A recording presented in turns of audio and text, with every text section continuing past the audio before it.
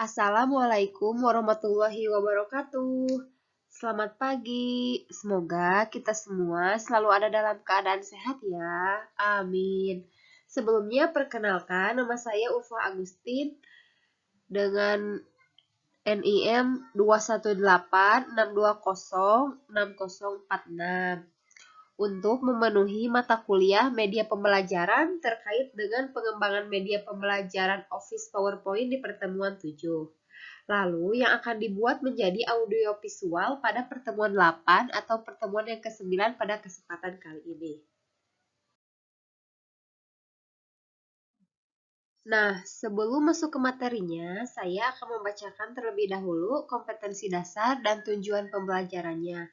Yang pertama, kompetensi dasar yaitu menganalisis siklus air dan dampaknya pada peristiwa di bumi serta kelangsungan makhluk hidup. Selanjutnya, tujuan pembelajaran ialah melalui kegiatan pengamatan, siswa mampu menjelaskan terjadinya siklus air dengan baik.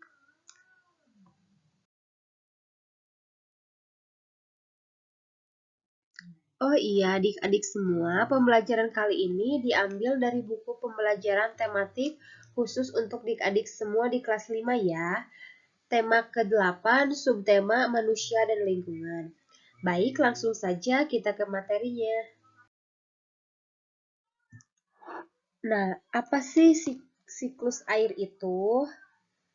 Jadi, kita mengenal dulu air.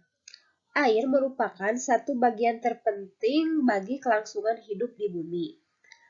Air selalu tersedia di bumi karena air mengalami siklus.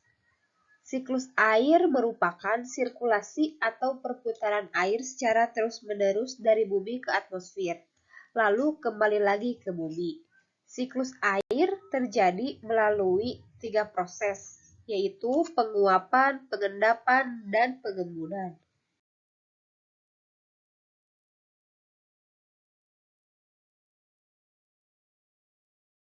Berikut 3 tahapan siklus air secara garis besarnya.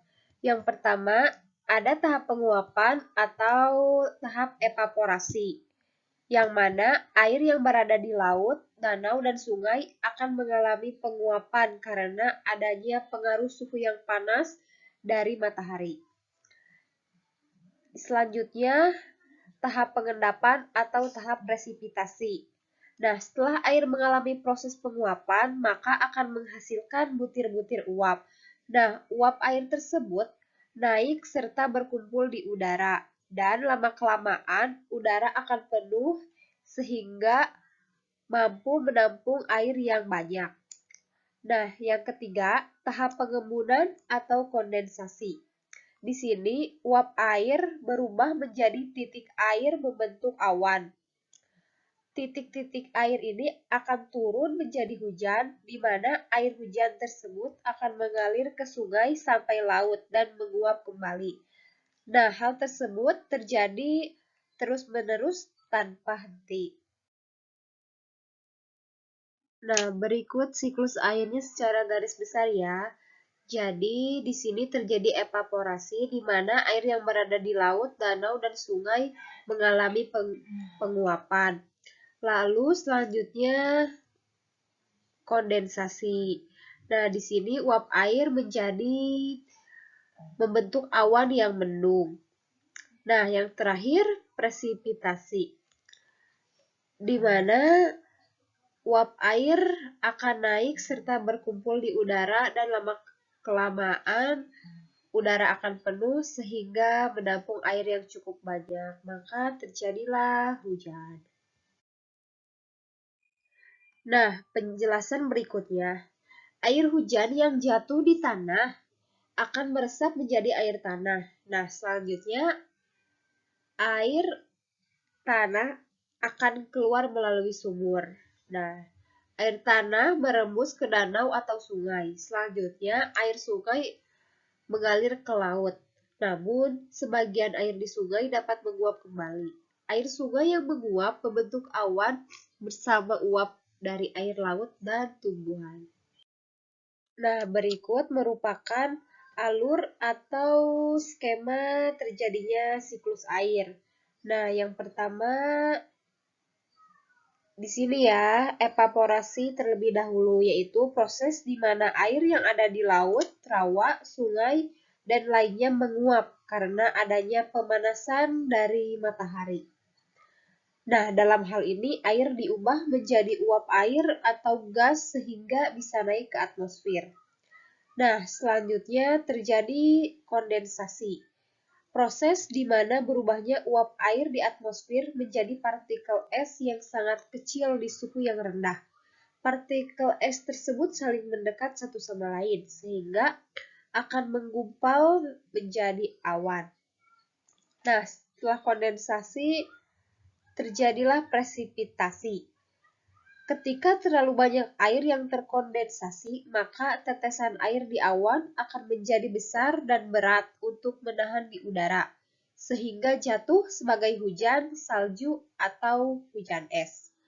Nah, setelah presipitasi ini, terjadilah transpirasi.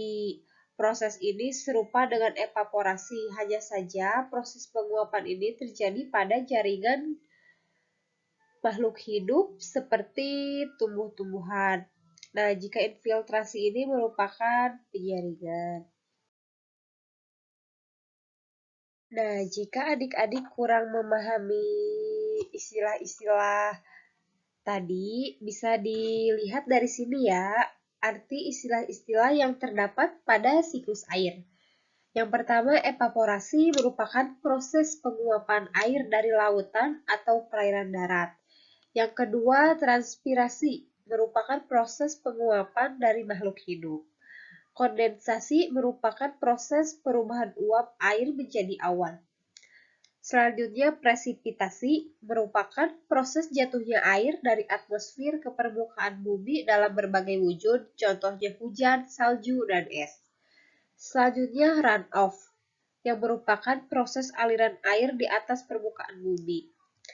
Infiltrasi merupakan proses peresapan air oleh pori-pori tanah. Nah, dan yang terakhir ada perkolasi merupakan proses aliran air di bawah permukaan tanah.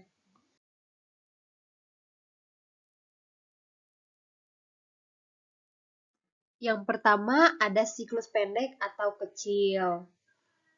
Dimulai dari air laut yang terkena panas akibat adanya sinar matahari, kemudian pada akhirnya menjadi gas, sehingga proses ini dikenal dengan kondensasi.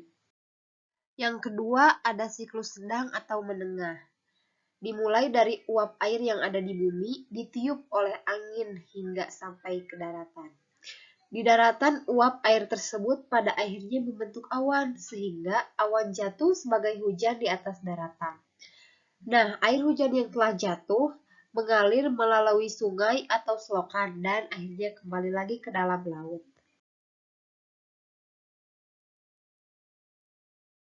Nah, yang terakhir ada siklus panjang atau besar.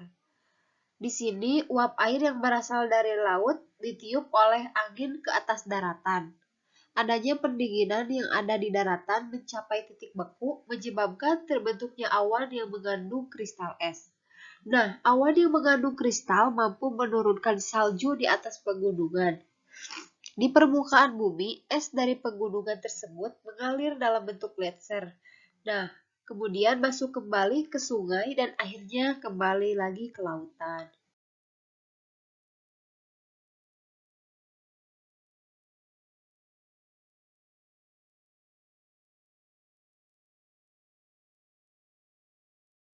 Nah, ada pula nih dampak siklus air bagi peristiwa di bumi. Yang pertama, bisa menjadi pencuci dari biosfer, menjadi pembawa dari nitrogen ke dalam tanah, menjadi pelarut dari unsur hara, menjadi sumber daya untuk kehidupan.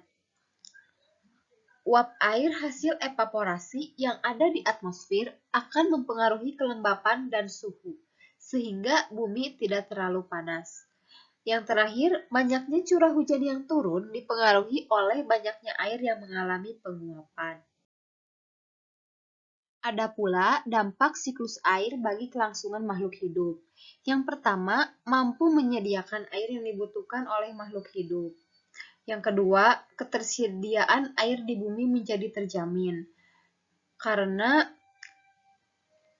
air itu mengalami siklus yang terus-menerus tanpa henti. Jadi, ketersediaan air menjadi lebih terjamin ya. Yang ketiga, air bersih sangat berguna dalam kegiatan manusia. Nah, ini pasti ya. Seperti minum, memasak, mandi, hingga mencuci. Dan yang terakhir, digunakan tumbuhan untuk tumbuh dan sebagai suplemen tumbuhan tersebut.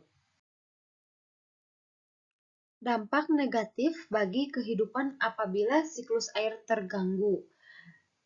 Nah, dampak negatif ini merupakan dampak jika siklus air tidak berjalan dengan semestinya.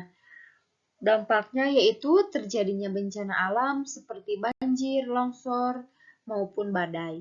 Kekeringan, tanah menjadi tidak subur, berkurangnya air bersih, bahkan menyebabkan kematian pada makhluk hidup.